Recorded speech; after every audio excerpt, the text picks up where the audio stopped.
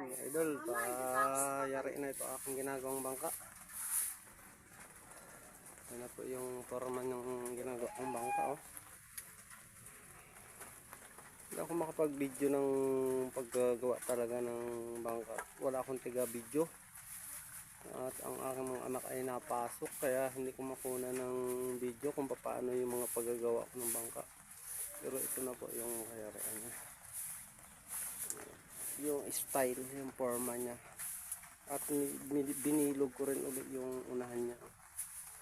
Medyo bilog siya. Mapapansin nyo lang ito.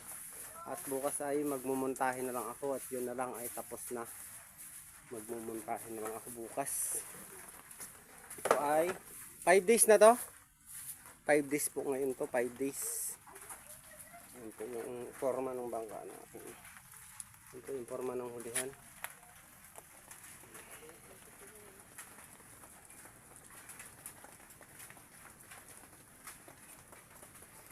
Minasilya ko na siya dito, at para kahit takloban na siya dito, masilyado na siya yung unatuli. Magmumontahin ako bukas yan, mga idol. Nayari ko na pati yung cabinet niya, ang lagayan ng GPS, mga gamit. At ito na po, oh. Ito po yung aking nagawang cabinet, oh.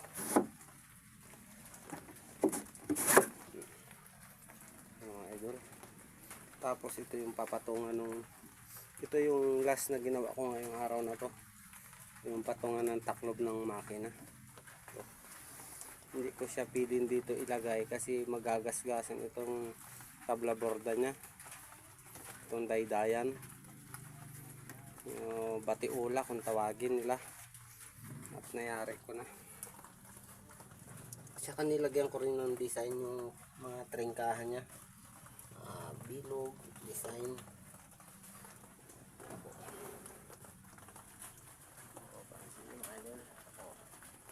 At ito ay lalagyan ko rin siya ng design dito, yung pinaka daydayan niya maliit dito, lampas dito, na mapapansin nyo ulit sa mga susunod kong mga upload bukas. So yari ko na siguro to. Yan po yung forma ng unahan niya. Tabi. Yan po, mapapansin yung mga idol. 3 cut po yan, 3 cut.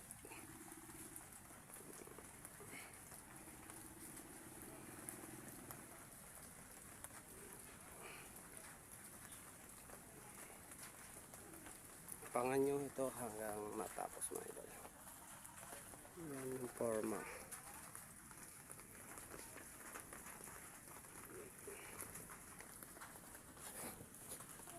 Cut po yan. Hindi niya.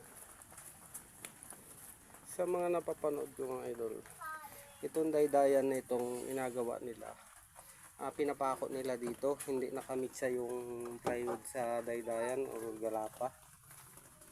Yung sa akin ay nakabaon yung plywood niya dito sa daydayan. So, nakamiksa yan, kaipit yan din, oh. Lalim niya, nakabaon niya, may hukay ito, buo yan, buo yan.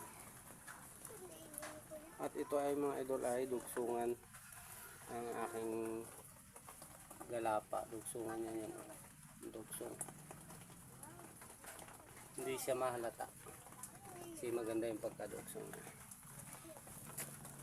3 cut po yan, 3 cut. Ito ay aangat pa dito, iangat 3 cut yan.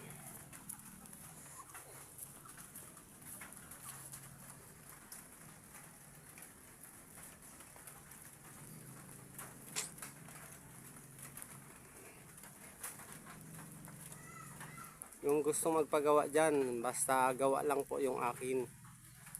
Yan, PM nyo lang po ako, Pinagpala Vlog. Yung gusto magpagawa dyan, mga idol, mura lang yan, basta inyo lahat materialis, mura lang po yung aking singil.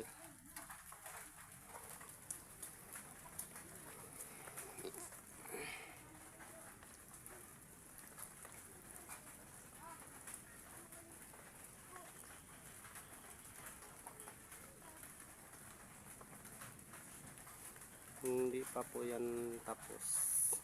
At ito ay lalagyan ko pa siya ng design, yung patungan ng tarik. May design pa yan dito.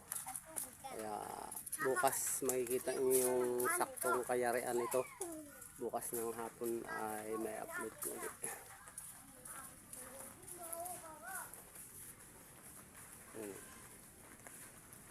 Naka-extra pa yung aking isaw. Diba? Napakaganda niya mga idol.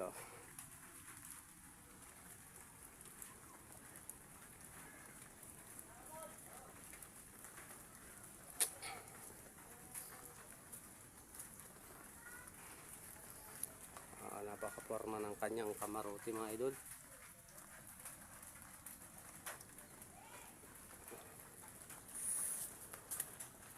At ito, yan, ito po yung makina na imumontahe ko, pero yan po ay hindi siya hindi man yan yung ikakabit. Luma po siya, panghiram lang po ng may-ari at di pa nakakabili ng bago. May imumontahe ko lang siya para pagkuha nila ay nakamontahe na. Lunes po ay kukunin na ito. Kailan ba? Ano ba araw ngayon to?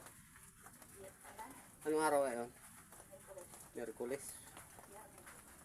Bukas ay Webes. Biyernes po, Biyernes pala ang kuha. Umaga. Yan po.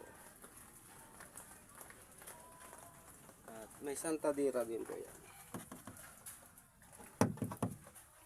Kasi pag walang Santa Dira, ang mga deep plywood na bangka na ganito yung mga pre-cut ay walang tibay.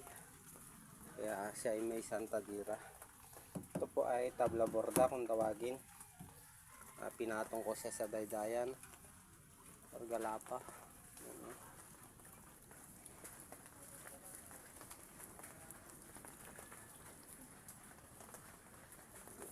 May design ng kanyang kamarote. May design.